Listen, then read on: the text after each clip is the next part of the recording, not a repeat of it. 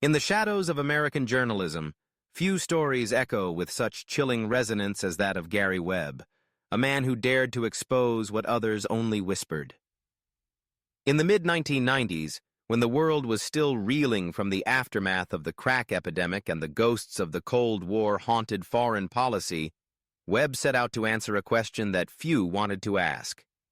What price is paid when secrets are buried beneath the veneer of national security? His investigation would stir a nation, cost him everything, and end with a death as mysterious as the truths he uncovered. Gary Webb was no stranger to difficult stories. By the time he arrived at the San Jose Mercury News, his reputation as a dogged investigative journalist was well established. He believed in following the evidence, wherever it might lead, and in the summer of 1996, it led him into the heart of one of the most explosive scandals of his generation.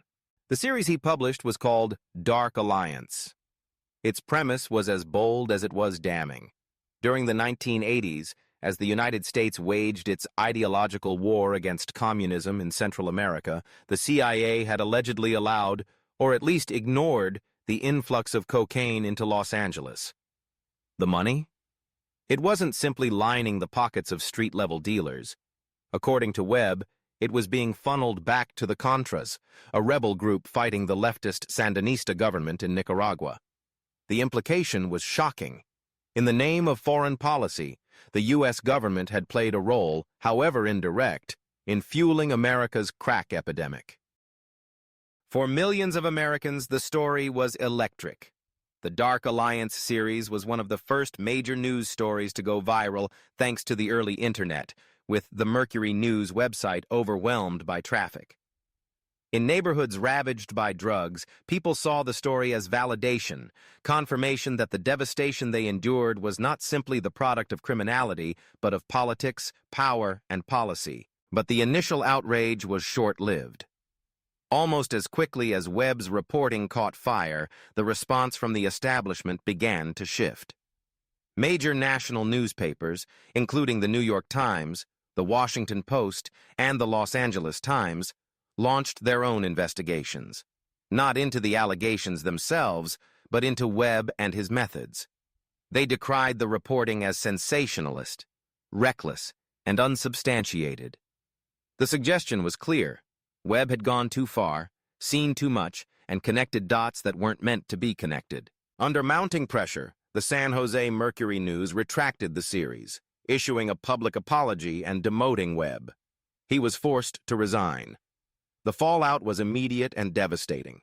Overnight, Webb became a pariah in mainstream journalism. Job offers dried up. His marriage began to unravel. The very community he had dedicated his life to informing turned its back on him. Yet, in the face of overwhelming criticism, Webb never retracted his claims. He stood by his reporting, insisting that the documents and sources supported his conclusions. The years that followed were marked by personal and professional hardship.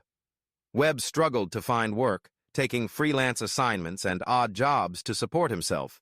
The weight of public humiliation and professional exile bore down on him, yet those close to him say he remained driven, determined to tell the story that others wanted buried.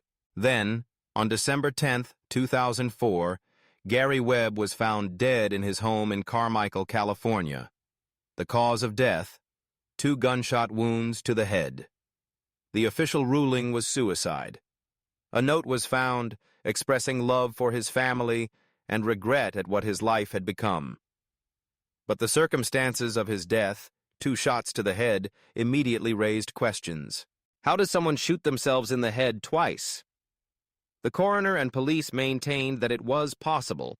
The first shot, they said, may have failed to kill him, prompting a second. But for many, the explanation strained belief.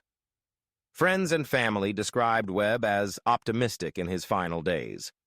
He had recently accepted a new job offer and made plans with his children. There were no outward signs, they said, that he was contemplating such a desperate act. As news of his death spread, theories multiplied. Some insisted Webb was simply a casualty of depression and despair, a man destroyed by the system he tried to hold accountable. Others saw darker forces at work, a warning to those who dig too deeply, a silencing of a voice that refused to be quieted. Some believe it was exactly what it looked like.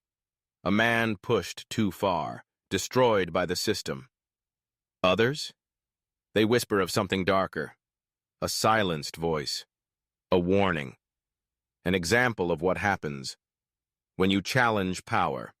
After all, Webb had claimed the CIA let drug lords poison American cities. He had named names, linked timelines, and pointed fingers up the chain of command. Was he simply ignored or eliminated? In 1998, a CIA inspector general admitted that the agency had ties to Contra drug traffickers.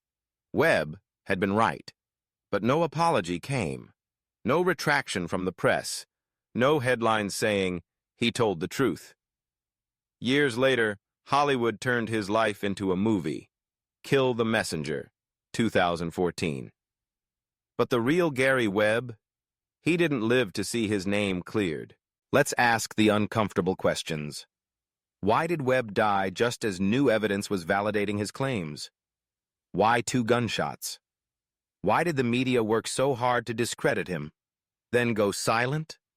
No case was ever opened, no reinvestigation, no justice, just silence. And one more man in a long line of those who knew too much. Gary Webb didn't believe in conspiracy theories.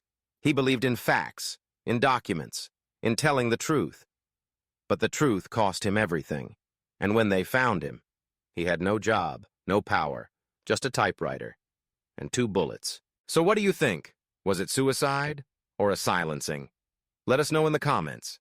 And subscribe to NoFace True Crime for more mysteries that power doesn't want you to hear.